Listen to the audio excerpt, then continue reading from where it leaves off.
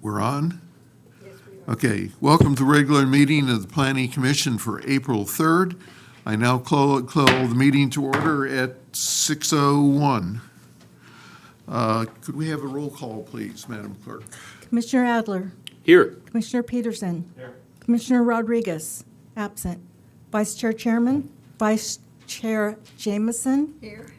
Chair Williams. Here. Thank you. We now need to approve the order of the agenda. Does anybody want to change anything on the agenda as presented? Nope. All right. Keith, would you lead us in the pledge, please? And of your heart, I pledge allegiance to the flag of the United States of America and to the republic for which it stands, one nation, under God, indivisible, with liberty and justice for all. Actually, I saw it written up the other day with a copy.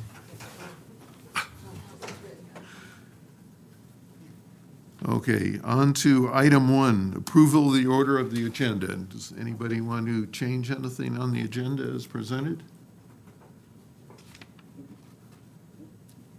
No, nobody? Moving on, move on to public comment.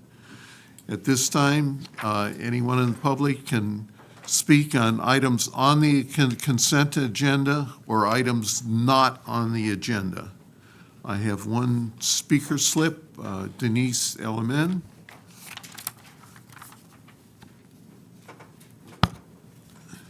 Hello, my name is Denise Elamine. I am a resident of Solvang, California. I am here today to talk about the building that sits on 246 in Alisal. It was a bank back in the 70s. I was here in the 70s, the late 70s, so I knew it was a bank. And now it is a really I don't know what it is. It looks very bad, and I'm here with the Planning Commission because I'm not too sure why this particular building is able to be in the middle of our city and to be allowed to bring our city down the way that it is. It's not being maintained. It's been vacant for years, and it appears that nothing's being done, but I guess the builder is just moving along at a snail pace and being allowed to by the city of Solvang. And I think something needs to be done to get this blight out of the city of Solvang that everyone says that they love so much.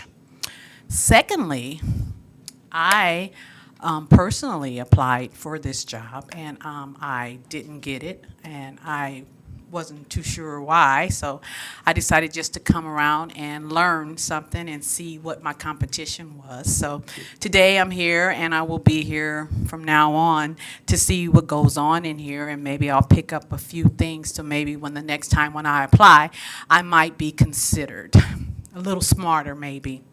And also, I've been reading the codes and regulations, and I noticed that the last update was 1990. I see that you guys do go in and change a little here and there, but I'm wondering why this city hasn't upgraded the codes and regulations. I think that's something that should be considered. 30 years, more than 30 years is a little bit too long to be still using codes from. You guys, I guess everybody here knows that California changes codes, and everybody changes codes yearly. So I'm wondering why we haven't devoted the time to come up with some updated codes and regulations in the city of Solvang. Thanks for your time. Thank you, Denise. Anybody else like to speak in public comment? We have nobody on Zoom. So any discussion from the commission on consent items? I have just one question on, well, actually two questions. start with page 8 on the DRC approved correction that's in there. My question is that going to go back to the DRC? At this time, no. This project got approved during a time when we were in between the Board of Architectural Review, the Design and Branding Committee, and then now the DRC. So it got reviewed by staff, and then we moved it forward to the Planning Commission for approval, also partly because of COVID, I believe. So we have had a discussion in the DRC, I want to say late last year, about them getting just an informational brief on that item, but it's outside their jurisdiction from what I understand at this point because they've received approval. Okay, and I think as part of that, we did look at colors and what have you at that time. Okay, I was just curious because if it went to them, it would probably have to come back to us again, and they're well on their way to finishing. Okay, my second question is on the minutes. Part of the minutes was for myself and staff to get together and come up with wording on the noticing for agenda items, which we did. So I just wanted to note that that actually did happen, and to ask if the updated policy is now online, or if you're going to send copies to each of us, or both, or what's the status? I'll send it to the members, and then I don't think there's a reason why I can't post it online, right? Yeah, I'll post it online too. There's a document center on our website, so I'll post it there. Okay, thank you. Can I get a motion to approve the consent agenda? I'll motion to approve. Yeah. I'll second it. Moved and seconded, all in favor? Aye. Opposed? None. Passes 4-0.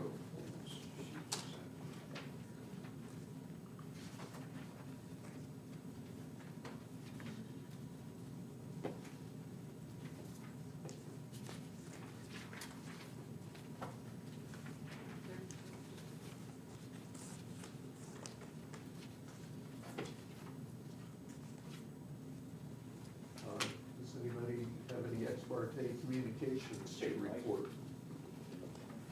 Turn it back on. Does anybody have any ex parte communications to report on?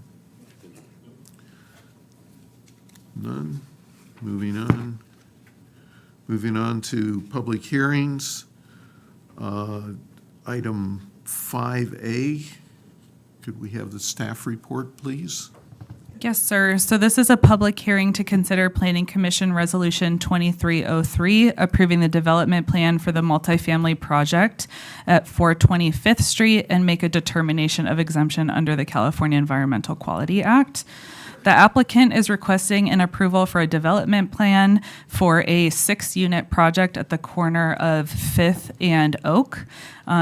Quick clarity about the number of units. So it's 5 units and an ADU, which is allowed per state law. You all do not have jurisdiction over the ADU because those are exempt from discretionary review. So it's being included because it's part of the more holistic project, and that's why that is important to mention. They're proposing 10 on-site parking spaces. I have an error in here. It says 9. In reviewing this with a community member earlier, realized the error. So they're proposing 10 parking spaces, and it's a single building that'll be 3 stories high. It's just under the 35 feet requirement in the design residential district of the zoning code. And then access to the project will be off of Oak Street. Currently, there is a single-family dwelling on site that they're proposing demolition, and according to the report that was done for that property, it has no historic value. The project did go through the design review committee. There was a first iteration of the project, and they had substantial comments and changes, so the project was tabled for the next meeting. We brought it back, and at that meeting, they recommended approval with the condition that I worked with the applicant on the outdoor lighting, the exterior lighting, and then also changing the proposed ginkgo trees to evergreen because they wanted less deciduous trees. So that's included in the project for you all. The project did get reviewed by the planning division, the public utilities, and the public works division at the city. There were changes to the parking lot based off of comments from public works, which is why we're requesting modifications for a few things, and I'll get to that in a second. And we're still, so this project has gone through now 3 iterations at this point. We set an earlier plan set to the fire department, and they provided us conditions, but it's no longer applicable because we have a new plan set and we were unable to get comments back in time. So there is a condition in the draft conditions of approval that once we have those from the fire department, they have to adhere to those requirements as well. And then in regard to adherence to the zoning regulations, it adheres to most of the requirements as I outlined in the staff report. However, there are 2 areas in particular where they are seeking modifications. So the first is for the front yard setback, which is on the west side of the property.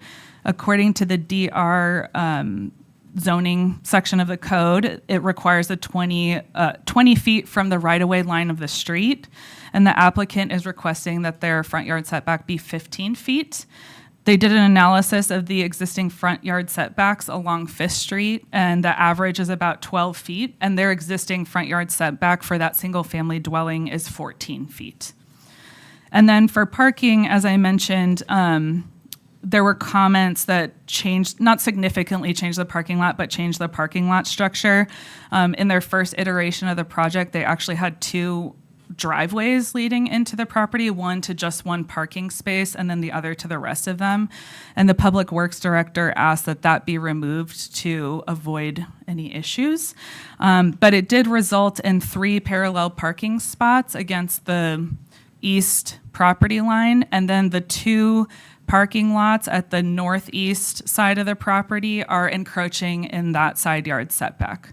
So they would need a modification for the parallel parking spaces because that's right up against the property line, and then for the encroachment of those 2 parking spaces at the northeast corner. Overall, we found that that this project is consistent with the general plan. It's an infill development. They're proposing substantial landscaping to contribute to the screening of the project. This will be counted in our RHNA numbers in this year's Housing Element Annual Progress Report. It also adheres to the community design element based off of the work that they did with the design review committee. And then ultimately, for the environmental review, we feel that it is exempt from CEQA from section, I think it's 15332, that applies to infill development projects, which this project is.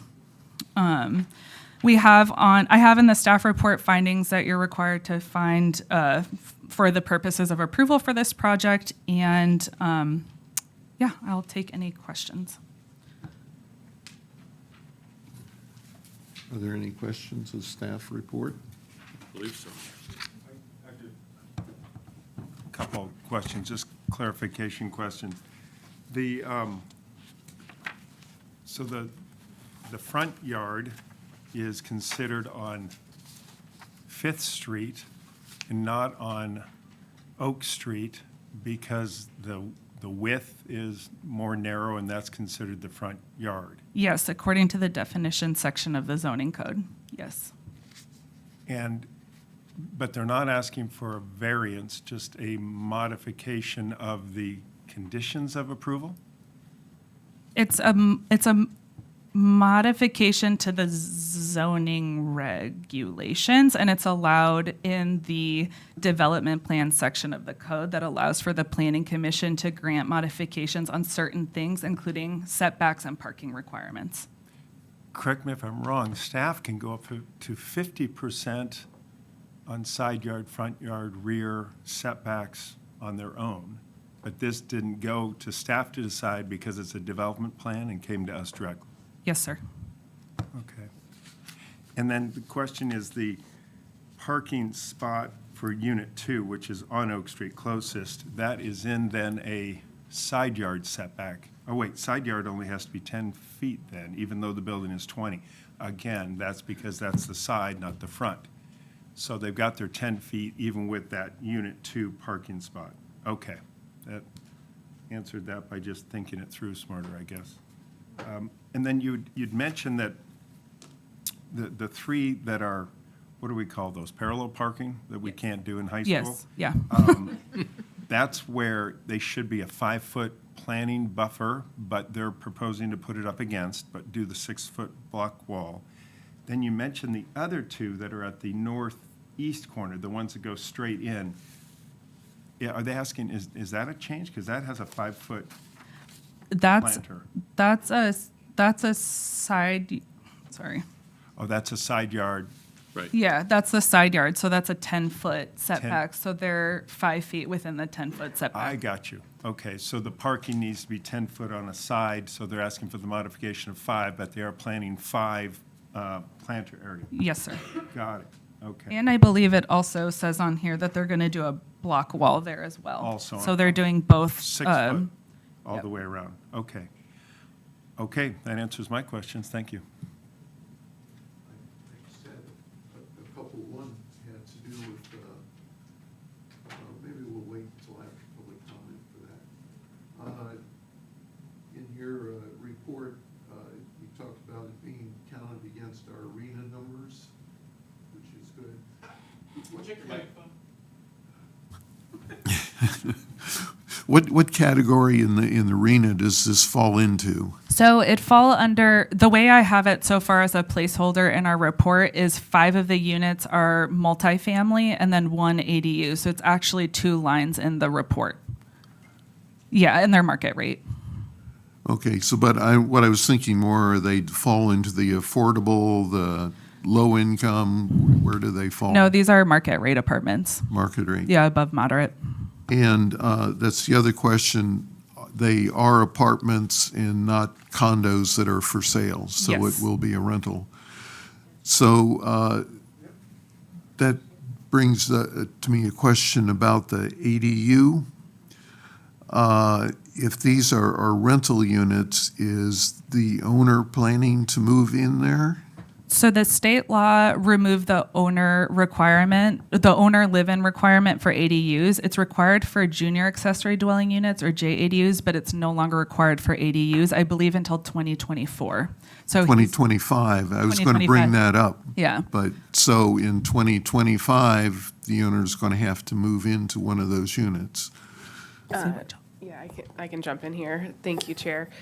So basically, until 2025, localities are prohibited from requiring that owners live there, but that doesn't, after 2025, if a new application came in, we could then, unless they change the law again, we could then impose an owner occupancy requirement, but it's not going to automatically impose owner occupancy requirements on projects passed during this time period where we're prohibited from requiring that. So he's they're not going to all have an owner grandfathered in. is Yes. what you're saying. Different than I understood it, but Yeah. thank you. That's my understanding, but yeah. Okay, those are the only questions I had. Well, we'll take it out for public comment. I have one speaker slip from Denise Elamine on item 5A. Hi, I'm Denise Elamine again, and I wanted to learn something about this commission, so I went by the property, and it is very small. And you might ask, how would she know that? She doesn't know anything about planning. Well, it's 0.23 acres, and my house is 0.32 acres. So I get to think about all of this being put at my property, and it's very, very, very tight. And when this has been approved or getting approved with the house being closer to the curb, and what they're using is that they're using an old, well, they're calculating it and coming up with an average, which the zoning says 20. So if it's 20, they should be back 20. And if they're going up almost 35 feet, then I think Solvang uses a lot of "we want light." That's going to take a lot of light from a lot of people, because you're going to go 35 feet up in the air and you're going to be closer to the street. When you come around that corner, you're not going to see anything. But that's just two of the things that I have to say. I went past there, and it's just very, very small. You guys, I don't see how they're going to have 10 parking spots that they have to have legally. You guys can't go past regulations on that. They have to have it. That's 8 plus the 1 9 and then 1 for visitors. I just don't see how this small area can accommodate all of this. And you guys are very accommodating, but they're not coming in trying to help any low-income people to get housing. This is going to be just more expensive housing here in Solvang, where people who come here to work won't be able to afford. So I was thinking that if Solvang should be trying to get developers, and if you're going to go against the regulations, you should be trying to do that for people who are going to assist people to get housing, fair housing, or cheaper housing, or lower income housing versus above market rate, or whatever that is. Please consider that when you consider approving this. Thank you. Thank you. Would anybody else like to speak? Do we need permission slip? No, just come on up and give me your name and address. Okay. My name is Linda Rasmussen, 1510 Oak Street, directly across from the property. You cannot build that there. You can't. That is one of the busiest corners in Solvang. Because they use it instead of range. Yeah. Everybody uses that corner instead of going down Copenhagen and the main street. It's a main artery for the fire department. As you know, the fire department is right across the street here, and they come down and they sound the horn in front of our house, which is directly where they want to put the driveway for that apartment building. And then they go around the corner. It's where the bus stops for the school children. It's backed up if there's on weekends. I back into our driveway so that I can get out. So you're talking about 10 cars trying to get in and out of that driveway across the street from our house. It's not going to work. Will not work.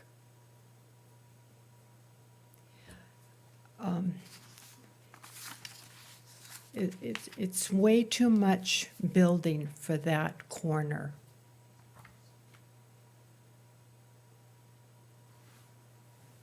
Okay, thank you.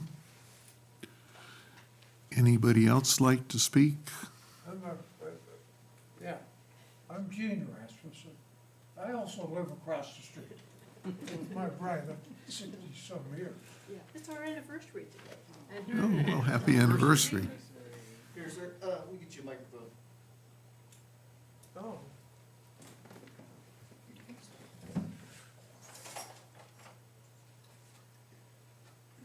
I'll go in that. You're okay, right where you're at.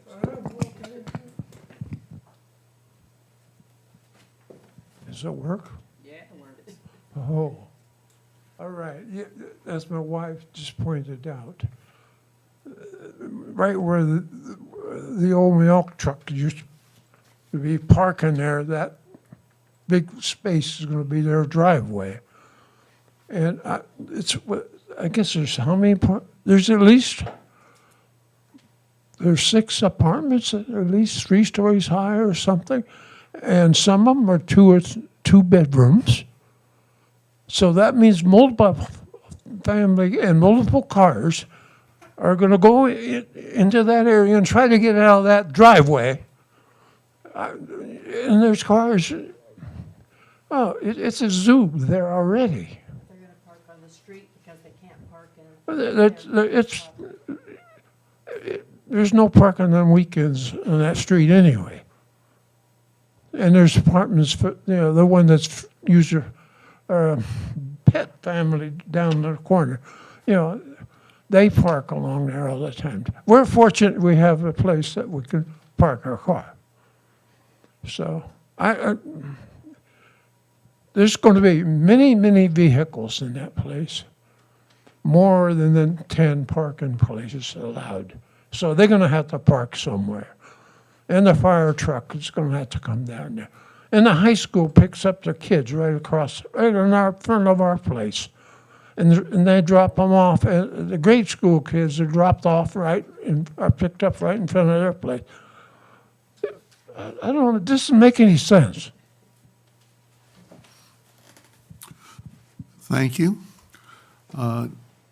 We have nobody on Zoom, nobody else in the audience. We'll bring it back to the commission for discussion. Who would like to start? I'll say something.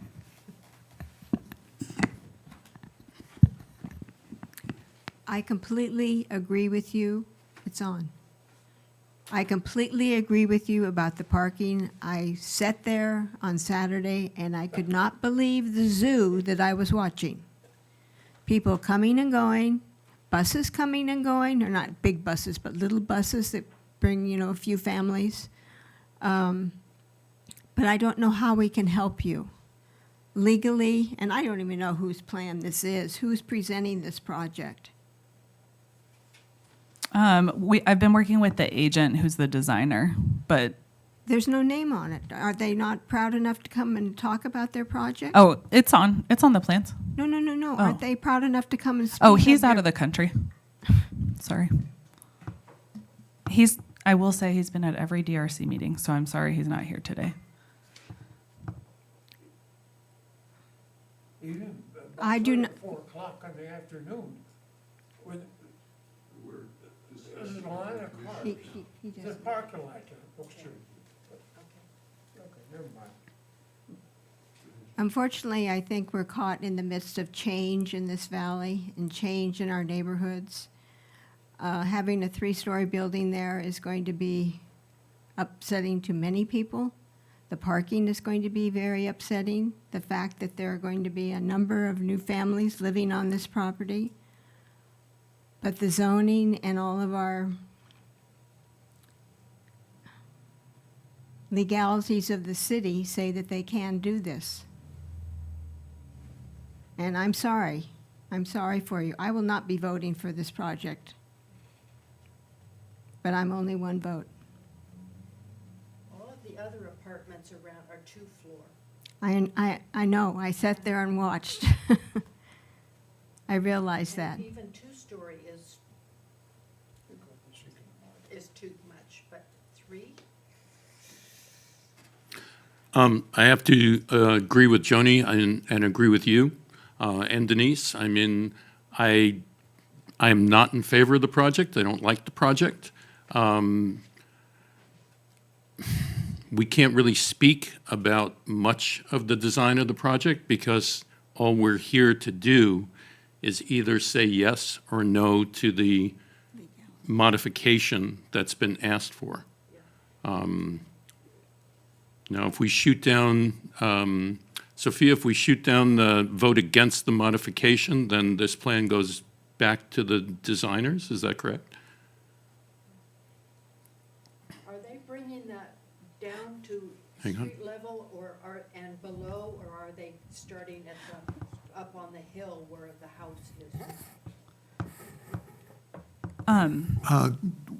We've closed public comment soon. Thank you. So I think if you don't allow the modifications, then, I mean, it will have to go back to the designer. But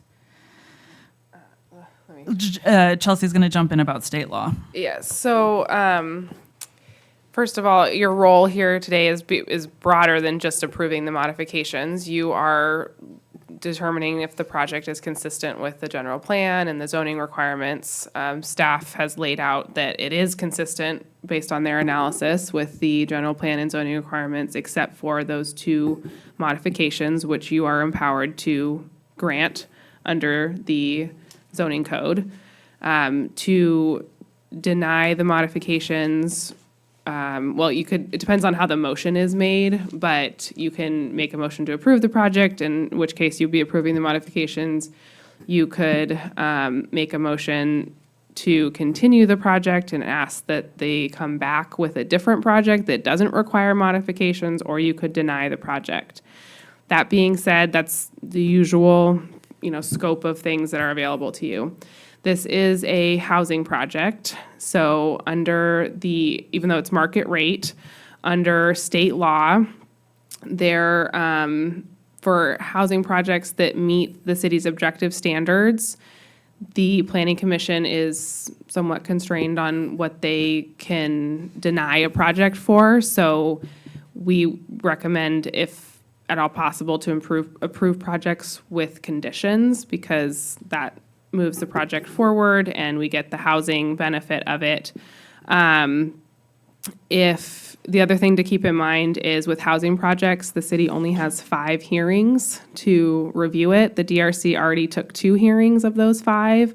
So we want to make sure that there's enough hearings for city council to hear an appeal if there was one on a decision. So again, we encourage you, so that the normal practice of being able to continue a project and ask for changes, because of that 5 hearing requirement, we're also a little constrained on that front because it's a housing project. What happens if the 5 are used up? It's approved, deemed That's what I thought. approved, yeah. So we want to make sure that we have that opportunity for to reserve some for city council appeal if we need to, so that we still maintain, some control over the process. So that's kind of the context. In this case, under the state housing law, this project is asking for modifications, but we just would encourage you to think about how the project could move forward with conditions to get you all comfortable with the development going in there.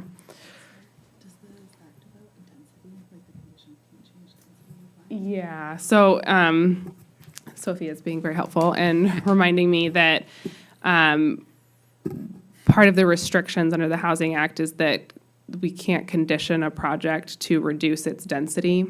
So I know there's some discussion about, it's a certain number of units, and that 2 stories maybe would be it's a lot for that property.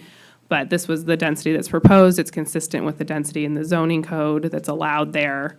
And state law does restrict our ability to reduce that density. Or condition the project such that they would have to do fewer units. So you're saying we could not condition it to do that? Yes. That was a yes, right? Yes. Just a couple of comments. And I'm not an advocate for the project or against the project, just making comments on, we've had other projects before us come in with the lower income bonus density. They have height then that can go higher. They have setbacks that are then automatically waived. They have parking that is automatically waived if they came in. When I first saw the project, I thought, boy, it could have been more had they gone with low-income housing and worked all the bonus densities that they could work out under state law, which we cannot deny. Very similar, they have an ADU, which we do not have control over under state law currently for additional parking and for it's almost a bonus density, if you will, without requiring it. And I'm saying this, I know you folks know this, but saying it for a lot of the public, I joked with staff many times about state is going to basically legislate us out of a job because they are becoming so regimented in what Sacramento is forcing upon counties and then counties upon cities, and what we have to do and what we can't do because there's a housing crisis in the state. One of the ways that we could have controlled some of the growth was through water, which we now do not have a problem of any longer. Sewer, fire safety, those things we can control. Traffic is not one of them unless there's a absolute safety. And so I go to the larger picture that some of the comments were made from the audience, which we all agree the traffic is horrific. It's also spring break. It wasn't horrific a month ago in the rain. It will be bad again in the summer. It does come on weekends. It doesn't come as much on Wednesdays. I'm not defending the traffic, but we have east-west, as we've talked about, 4 streets. And to get everybody through the hourglass of Solvang, if you will, it is difficult. And we've talked about this at GPAC meetings, and we've talked about this at our meetings in dealing with it. I don't have an answer for it, other than the county and the city has chosen in decades to remove all bypass possibilities from the east end of the valley to the west end of the valley, and yet what goes on the west end of the valley in Buellton they don't ask us permission. They just continue to grow. And what goes on in the east end of the valley, they don't ask us, they continue to grow. There's no criticism of the Shumash at all. They're legally there with a casino. They also now have a museum coming online, which will have tens of thousands of visitors, and a large development of houses out at Camp 4 will be coming online at some point, in addition to just regular growth at the east end of the valley. I say all that it's difficult for me to put the onus on this gentleman or lady or corporation to say, you've got to solve these problems of Oak Street parking. You've got to solve the problems of all the traffic going through Solvang on Mission Drive. They're not the last to come in. There's many other projects coming online in the next month or 2 or 3, as we know in the pipeline, some larger than this. Do I wish that it wasn't so dense? Yes. We, though, have in our wisdom said 35 feet is what we can go to. And we have regulations that say that 35 feet, you can even go higher if you have parapets and different architectural designs. That's in our design guidelines, has been in our design guidelines, it will continue to be in our design guidelines because our GPAC review of the design guidelines and zoning is, I'm sure, going to stamp that approval. So I believe that it is a large project in a neighborhood zoned DR20, that's 20 units per acre, as we know. This has 10,000 square feet, I think, on the lot, and they're asking for the 5. They're within their rights to ask for the 5, and then they have that additional ADU, which we have no control over. I agree that we do have some control over saying, no, you've got to remove, we're not going to let you come within to the wall, and you've got to redesign your parking lot. Does that then, do they remove a unit, or do they redesign it that it works? I don't have those answers. I'm a little reticent that we have a gun to our head that we only got 5 meetings and we're going to have to design it. Again, that's not staff. That's not our city attorney. That's state of California saying on residential units, because we have a shortage of residential units. So those are my comments. A lot of this, our hands are tied many, many times. This can be one that is tied. I think the renderings are pretty. I think it looks nice. I do agree that when I look down our front page where I see that everything is 10, 10, 10, 6, 10, 16, 14, 12 setbacks, that is lower. I assumed that was the side and that the front was Oak Street and they were going to be at 20, and therefore I felt good about it. I find that's the front, which seems silly that that's the front when you have your driveway on the Oak Street, yet according to our zoning regulations, the narrow is the front of the lot, therefore that's the front, needs to be 20. So I don't have a problem with the 15 because the others are there, And to me, that Yeah. seems like it's a side when the front is really on the other side, just because you have the 4 steps coming into it.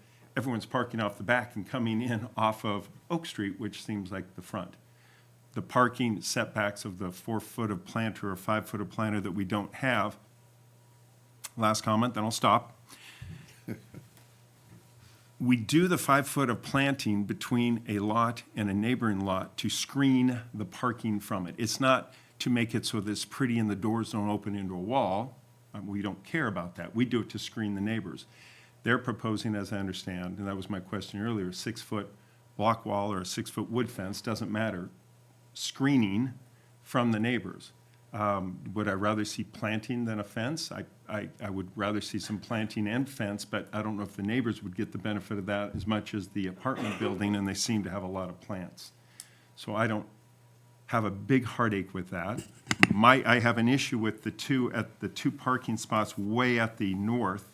I don't know how Public Works has looked at it. So you've got 22 and a half feet, and they're going to hammerhead turn around somehow or back into the street, which that seems, I would rather see parking on Unit 5, the last one gone, so that these cars could hammerhead out, and same with the cars that are parked underneath the carport seem easier, obviously, because they can go out, much like the other parking lots in our city, but those 2 at the end seem really, really tough. However, one is an ADA, and that's why they have it wider. So I don't have an answer because I'm not Public Works, but I look at it and think that's a difficulty for me to get out, unless it's a 3-turn, and I don't know how you put a thing that you can't back out in the street. Some of the houses that are on Oak Street, I know do back into the street, just because that's how Don't it's have a set up. choice. They don't have a choice, that's how they're set up. Anyway, those are my comments. Yeah. I mean, I have to agree with you, Aaron, and I think there was a lot of really good information you put forward. And I looked at those 2 spots also, and I thought the only logical thing is actually to back into the parking lot. But that's a whole nother thing, you know, especially on that corner. I know how busy it is. So, but like you, I may not like it, but I do feel our hands are somewhat tied, except maybe those 2 spots. I have a question about the ADA, ADU. not the ADU, ADA parking. ADA parking. If nobody in that building requires ADA parking, does that mean that parking space has to remain open? And therefore, instead of having 10 spaces, they actually have 9 available? How does that work? Well, it's It's already a guest park. Yeah, it's listed as guest ADA parking. And all the code says regarding, in the parking regulations, it just mentions that they need to provide some accessible parking. It's actually the building division that does, when they submit construction plans, a much more thorough review of the accessibility requirements. So I don't know that answer off the top of my head. And another thing with, because I agree with everybody on the parking, and I've gone down there to bypass Mission.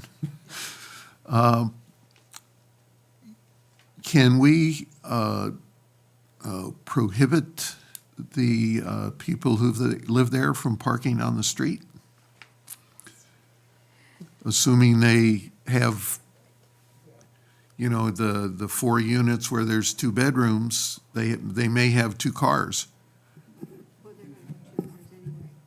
What couple doesn't have 2 cars? I know, but So I think, the rules of who can park on the street are going to be determined by whether the street requires permits, or if it's open parking, it's open parking. I think putting a separate restriction on the people who live in this particular apartment complex is not within your purview.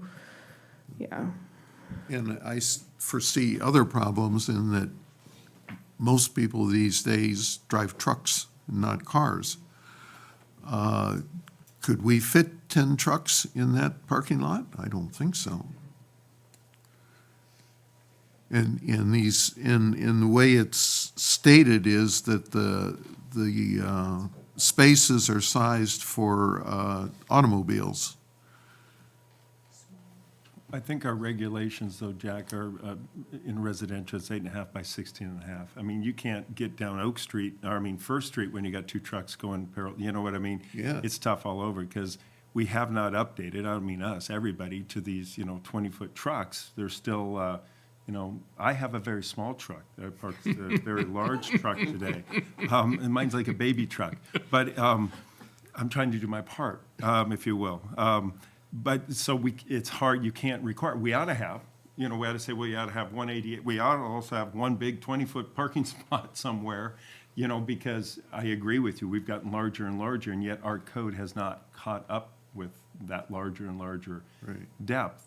I mean, back to the point of these two parking spots at the end that I have heartache on, and again, I'm not a designer, and saying that they want to have one ADA, I appreciate the bicycle parking. I think that's a wonderful little thing. You could probably put the bicycle parking probably over by, off of Oak Street, because there's not going to be, as we know, it's not Denmark. We don't have people that use bikes. Put the bike rack somewhere maybe else. Perhaps one car, and I'm not trying to redesign it, but one car could come nose in where the bicycle parking is, and the other one could be nose in across where the handicap ramp was.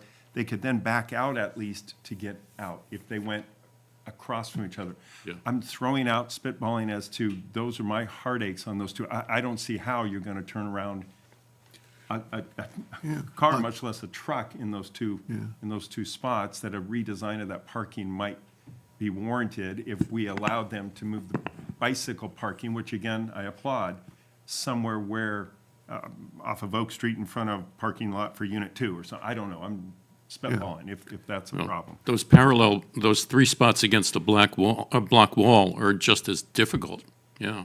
So it's not just those two. Turning around in there is going to be an issue. Yeah. Could we require them to do a parking study for us on flow into and out of that parking lot based on the number of cars that, would assume that at some point the parking lot's going to be full?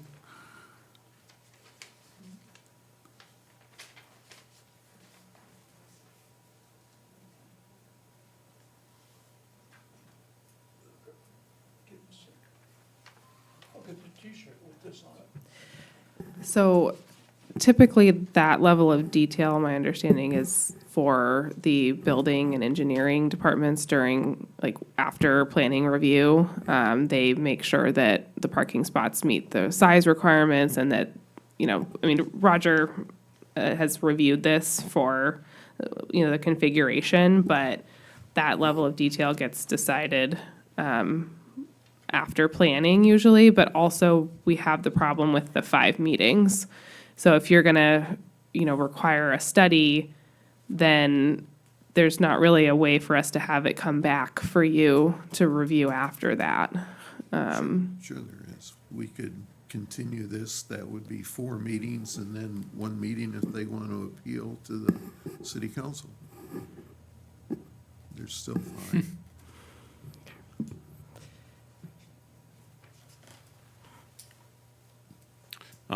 Can I ask another question?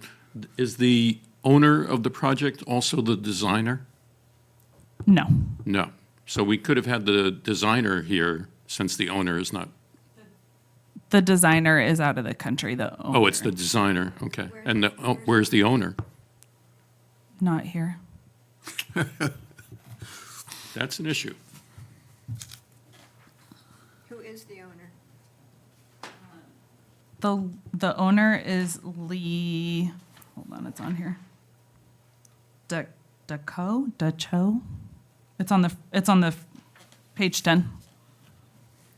Here it is, right here. And following up on that, it is very nice for us. Oh, yeah. And it's happened many, many times well, we have a project in front of us that we have the designer and the owner here, so that we can sometimes ferret out a lot of the issues. And Right. they, at one meeting, can say, oh, you know what? We could kind of design that. I know that happened at Exactly. our last meeting with I can't remember the project now, but Sansum Clinic. Sansom Clinic, and he Yeah. said, well, we can do this and this. Absolutely, we'll do some more windows, we'll do some parapets. He did it at the BAR also, or design review. And that is kind of nice. I hate it that we have a meeting and neither are here, and then it counts somehow as one against us when we have questions and nobody's here to answer the questions or address some of the issues from the public. Agreed. So maybe we should have another meeting discussing this. And maybe we put, as we're saying, I'm not putting false blame, the onus on you folks weren't here to represent, to answer some questions. Golly, wish you would have been here. We could have maybe not, but at least we'd have a chance at the Apple to make sure that we had some questions answered, and he would say, that's impossible, or those are great ideas, or let's all kumbaya and get along. Well, Yeah, hopefully I he agree.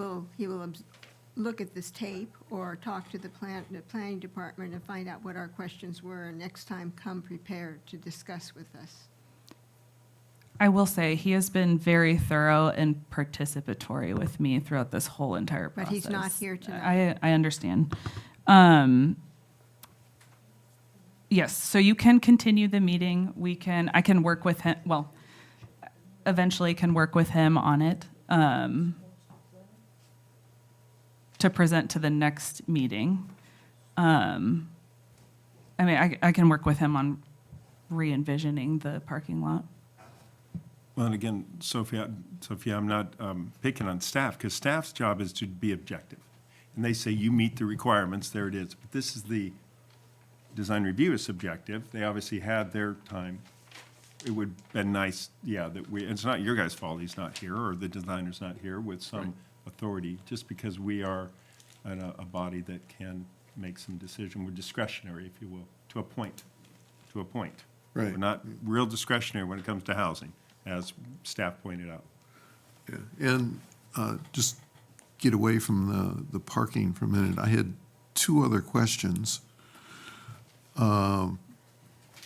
One is with the block wall. You know, in one of the drawings, it looks like it goes down the east side and the north side. But in another one of the drawings, it just shows it partially down the north side. I mean, on the east side, but not the north side. So I'm wondering, and there's no specifications on the block wall in the drawings. Is it just going to be a stack of cinder blocks 6 feet tall? Are they going to put in reinforcements to hold it up? Is it going to be painted? Is it going to have some kind of topping on it? Did the DRC question this at all? The DRC did not, and I don't want to assume. I know when it comes to the construction of the actual wall, that's something they'll work with the building division about regarding the building code requirements for something like that. You know, is it going to be whitewashed? Is it going to be painted? Is it actually, they say block, they don't say what kind of blocks, but I assume it's a cinder block wall. But again, not to interrupt, but that's really Design Review Committee's purview. The engineer and the architect on the footings and the steel, it does, on the site plan up front, what I read, I was just going off this, says new 6-foot block wall, and then when you roll your blue back, Yeah. new 6-foot block wall. So it looks to me like it goes on But both if you go those to sides. the end to the landscape plan, it shows it differently and just says that the architect, it's something that the architect will design, so. And on page 72, it shows the block wall on the north side of the property ending just short of the property line. Property line. So, Yeah, that's what I saw too. But I'm assuming DRC 72? looked at it and said it's not just going to be an ugly cinder block, Neither but did I I. don't know that either. What Yeah. page was that? page 72. We don't have a 72. It's page A11 of the plans. Oh, It's hard to see, The big one. but it's the one up top. Yeah, I was pretty sure that it went on two sides completely, but it didn't really say that. I do see what you're saying because on the first page of the plans, it just indicates new block wall along the entire thing, and then here it shows it stopping. It doesn't say anything about it. Yeah. And there's nothing in the DRC No. colors and what have you that mention it. One other issue that I'd like to bring up, and it's bigger than this project. It came up when we did the low-income housing some years ago with the seniors, 35 feet in the air. Our code is 35 feet from finished grade of the floor of the building. Yet you come out 10 feet and then you have a 4-foot block wall, you're at 39 feet from sidewalk. And we've never addressed it. We talked about it at the time, and again, not staff's issue, because this was 3 staffs ago. And we've kind of let that slip because we haven't ever gone to 35 again. But they hit the mark, came out and said, no, technically they can do it. And we were going to do something about the average between this and this. You come up with some scheme, and we just kind of have all dropped the ball. Yes, You remember it that got, discussion? we did that when we revised the sign ordinance. That's Yeah, correct. we spent a whole summer Correct. revising that sign ordinance. About 6 feet or 6'6" from where. Yeah, Yet we and didn't where touch, you measured from, where we didn't touch the 35-foot on housing or on any buildings in and, but town. that went nowhere as well. I mean, it's in your files somewhere. Okay. But you went nowhere. Right, right. And then just one other question. They state and show that they're going to have a solar system, but there's no details on that. And when would that be developed? Are they going to have batteries as well as the solar panels? That, I do not know. And in the way the buildings are situated, the solar panels are on the east and west, which is not ideal. Yeah, south facing is ideal. Yeah. So, any, there's just some questions and, So just following that conversation, this is Lori Tamura.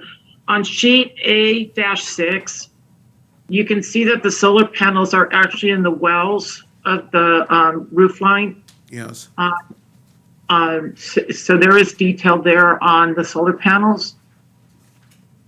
And so they will be screened from the public. I wasn't worried about the public, I was worried about the sun. That was actually a comment from the design review committee because the way it was conceptualized before was much more modern and had you viewing the solar panels. And so in the changes that resulted in this, it has the roof now that like shields them from the property or from the street. And then I know that they'll be working with the building division on this because state law has also tied our hands on like the discretionary involvement in solar energy systems. Right, So, I yeah. understand that. Yeah. But no, I applaud them putting in the solar system, Yeah. but I'm just curious about the sizing. Is it going to be able to support all 6 units? Are they going to have battery backup for when power goes out? And how are they going to allocate the use? It doesn't seem like a simple matter to me, and they've got a pretty small electrical room.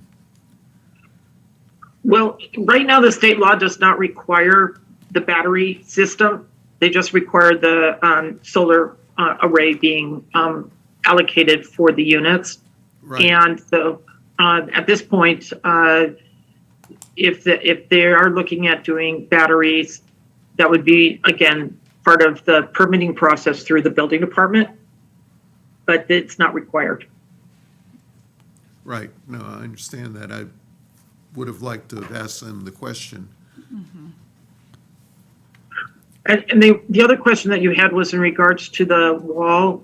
I think if you refer to page, let's see, it's the PL 1.2, I think it's page 74, has a slimstone wall detailed as one of the illustrations. And I believe that's what the DRC reviewed. And Lori, this is Aaron Peterson. Yeah. Yeah, and I see the picture there too, the leather leaf coffee berry display, right? Yes. And if that was, and again, if the owner or designer was here and we said, is that the slump stone you're going to use? And he goes, absolutely. And we go, okay, and we make a mark that that's absolutely what he's going to do. That would sure have been helpful.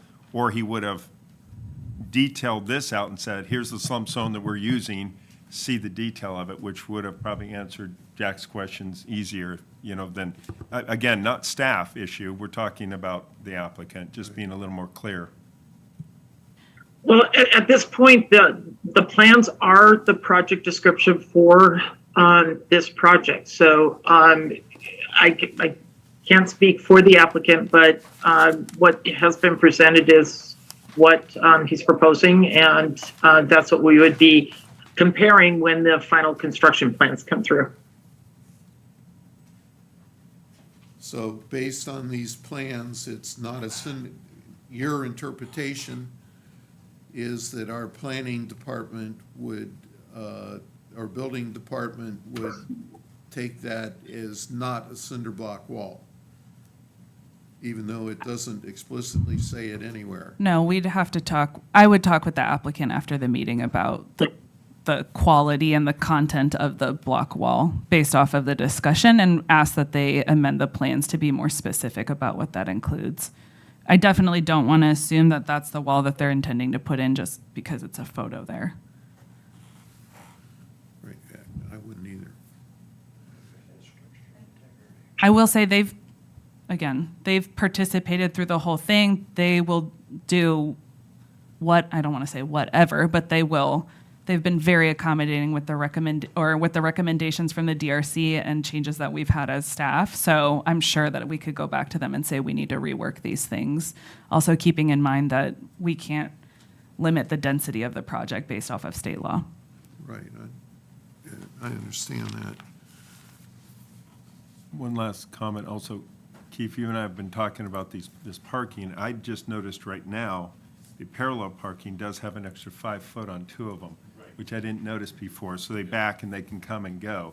Does not answer your getting in frontward or backward, but at least getting in and out, which a lot of parallel parking does not have. You just got your 16 and you're in State Street 3 feet away, or not State Street anymore, but wherever in Santa Barbara, and you're 2 feet, and you can't, you're going backward and forward just to get your. Correct. Your Yeah, I'm not worried about them Yeah. getting in and out. It's backing out onto the street that I'm more concerned about, as you are, Yes. or making a 3-point turn in there. Yeah. Well, I don't know if they have enough room to do that there. They got, 22 feet? I think they can do it in about 6 or 7 turns. But I guess it would depend on the vehicle. Yes, exactly. Yeah, not my truck. Yeah, I could probably do it in my car. yeah. So our comment on parking is that it is a safety issue because we don't want we don't want the cars to back into a very busy street, which is Right. a thoroughfare. There's 4 streets that go east-west, or 3. It's And- packed with and- pedestrians on the weekend. And, well, yeah, and It's just not cars going back and forth. true. People. So we just don't Correct. want cars backing into. It's an interesting thing. We do have in our TRC zone in parking, I know it's a requirement that we haven't always followed it, but if you're doing a commercial development in town, you cannot have cars that then back into a public street to then get out, correct? They Right. have to be in a parking lot Right. sideways and not straight in, even if it's an alley. We might have that in our residential, but I don't think so, because every driveway up in Nyborg and Skip Mesa backs into the street, because we don't think that they're that busy. And we probably don't have it in our DR20 zone that you can't back in. But our comments can be, it's a safety issue about how are these cars going to not back into a busy street, not a residential dead-end street, But in this type of and it's all DR20 around them, as we know, and a very busy So there street. could be more of similar. Correct. And so Can could I- we have them look at and explain to us what their thoughts are on I that? do want to touch on that because the point was made that there are other residential properties that back out into the street. And you're correct. So I just looked in the code, and what it says is for non-residential uses, so this is for commercial uses, parking areas shall be so designed that no vehicle shall be required to encroach into a street, alley, or sidewalk when backing out of the parking space. There is no similar requirement for residential uses. Wow. And I think it's important to touch on what Denise said earlier about the code, because I have even pointed it out in my own zoning analysis that there seems to be discrepancy. And I know that post the adoption of the general plan, we will be revisiting the code. And Chelsea and I have a big old file filled with stuff. So Right. I think Lori was going to say something. No, I just wanted to remind the planning commission that we did do a modification on the Moz building, the water wheel. There is a section of parking that will be backing out into the alleyway for that particular project. So each one is on a project-by-project basis and circumstance. And this is, again, a situation where we're dealing with conflicting directions and requirements from the state as well as our own zoning codes. And that's why the modifications are being discussed here. Are we within our power then to say, gosh, we'd like to move to continue this so that we could get some answers regarding parking, perhaps the slump wall, block wall configuration, primarily from a safety standpoint? I don't see how we deal with the height. I don't see how we take away I'm not units. concerned about. Yeah, we can't take away units. The ADU is there. They have enough parking. Is it possible to be a little more creative with that so that we can avoid, which we know which almost designed would happen, which is either backing in or backing out on some of those units? Is that within our power, Lori? Chelsea? Yes, you can continue it. I mean, as Chair Williams pointed out, we do have one meeting to spare, though we are cutting it close. So yes, we could continue it to have the applicant come back with more of that information. And, I sort of see it as going to the findings that are in your staff report for section 1116-4F, going to that it's providing that with subsection A, that the project is of adequate, size, shape, and location, and its physical characteristics are accommodating the project. So, to that extent, if you're saying that you need some more information to be able to make that finding, then yes, I think we can do that. What about G? Yeah, there we go. That's a good one too. I knew there was a parking specific one. I was just struggling to find it while talking. It says that the development will not materially or adversely aggravate the parking and traffic conditions in the area. Yeah, good luck. So, yeah, I think, And so if we approve this, we're saying that. yeah, so those are the findings that are in our code that you need to be able to make. We are having to reconcile those standards, which some of them are somewhat subjective, with state housing law, which force projects, again, it's a little different because this project is asking for modification, so it doesn't meet all of our objective standards.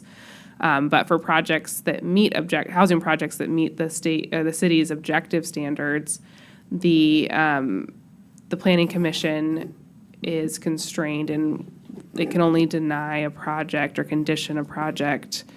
It can only deny a project if it makes certain specific adverse findings. Whereas so we just tend to recommend that if there's a way forward to condition the project and have it move forward, that's the better way to go from a state law housing perspective. But recognizing that like what that's telling you have to do versus what our code says and the findings you're supposed to make, those don't necessarily talk to each other. Well, let me ask another question. If we continue this and have them come back where we can ask them all these questions and they answer our questions either to our satisfaction or not to our satisfaction, we still can't disapprove the project. Is that correct? You can, but I caution, there are risks involved with that. I'll say that. And I want to be clear, I would vote to approve the project if I had some answers on the parking. I think that our hands are tied and we need to do it. And and it's From a not, safety point of view. Right? yeah, but it's not on them, on their onus to solve the city of Solvang's traffic problems that we have and tourist problems that we have. And people walk up and down and this Solvang school bus is there. I mean, there's driveways all over and this is what we do. I just have the concerns about, will that adequately work? And I could probably be satisfied with a few modifications, or they would tell me that they couldn't modify them because this is what they have to do. I don't know that. I don't know if they need, well, anyway, that's how I feel. I'm not an expert on parking. I just feel like I think a couple of us do, that it's that egress is a tough one right there. Yeah. It's the only place to put the driveway, so I applaud them that they put it there, not on Fifth Street, but we need some Yeah. questions. So I'm not opposed to the project per se, just how do we handle that? And I don't know how many cars were going in and out of that property prior, but assume that it was 2 a day.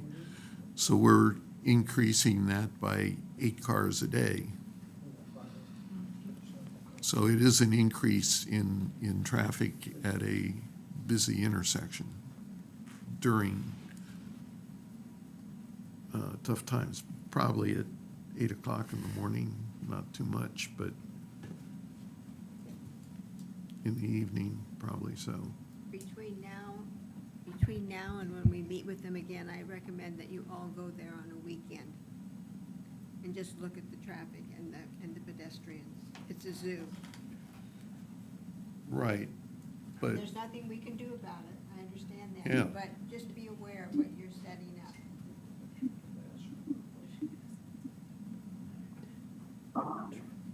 Joni, I'm not making light of it, but it's a zoo everywhere. I mean, the speaker came up earlier and talked about the bank building, and that's going to be a deli and a restaurant. And it's right by the light, and it's been there, but it was a bank, and it didn't have a lot of traffic. And I mean, there's a zoo there. You try First Street over by the hardware store down, whatever that's called, First Place. I mean, it's a mess. It's a mess. It's a little, it's tough. It's tough. But again, I'm not one to put it on one gentleman, because there's so many more projects that are so much bigger that are coming down the pike. Well, we gotta start someplace though, Aaron. Yeah. Oh, sorry. Yeah, I know. I just, to me, again, I'm just trying to be straight. I would approve the project, given all that, if I could answer the parking stuff, because this is not the straw that breaks the camel's back, to me, on parking and traffic in the city of Solvang, as long as it's safe egress, ingress. That's all my comments. okay, so is there an agreement? Yeah, is there an agreement that we would like to have this brought back at our next meeting? As long as the owner and the designer are in attendance, at least one of them, to answer our questions and maybe negotiate with us. Maybe Agreed, negotiate. yeah. Maybe negotiate isn't the proper word, but to answer questions. I'll make that motion to continue to our next meeting. I don't know that we need a motion on that, we just need an agreement, right? It would be good to have a motion to continue Okay. the project. So moved? Second. Moved and seconded, all in favor? Aye. Aye. Passes 4-0. And was that to a date certain at the next meeting, or? Whenever At their they can be convenience. here. Yeah.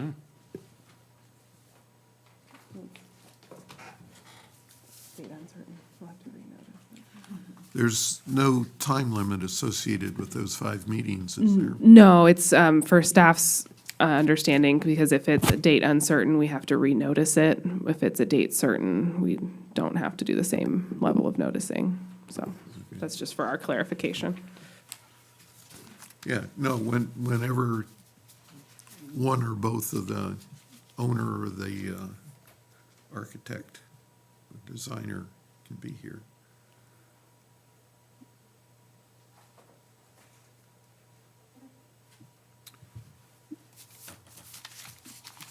Okay.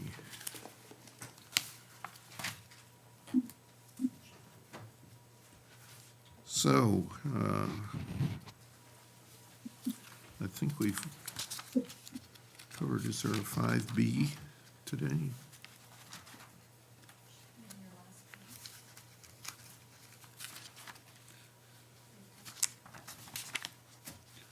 No 5E, so that, moving on to discussion items.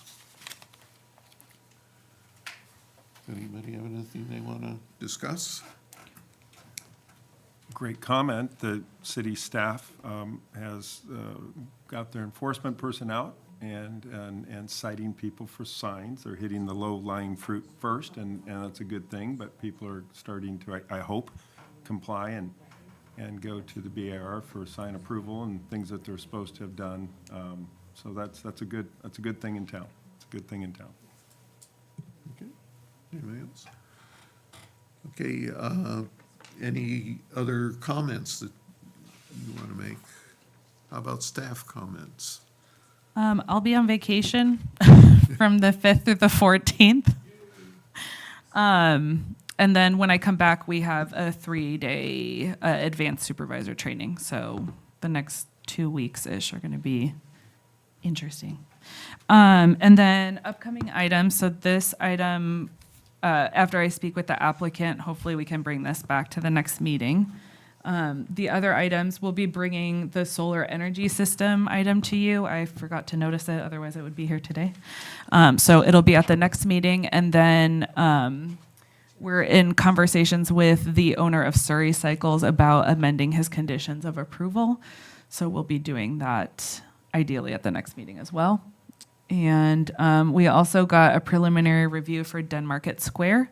So we'll be bringing that here after the design review committee meeting on the 20th of April.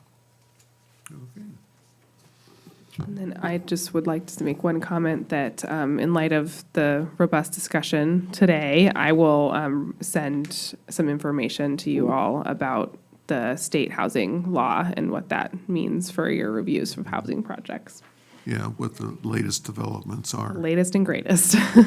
They change frequently. Yeah, right, as of yesterday. You'll be getting an email daily, actually, about housing law updates. Okay, then meeting's adjourned at 7:20.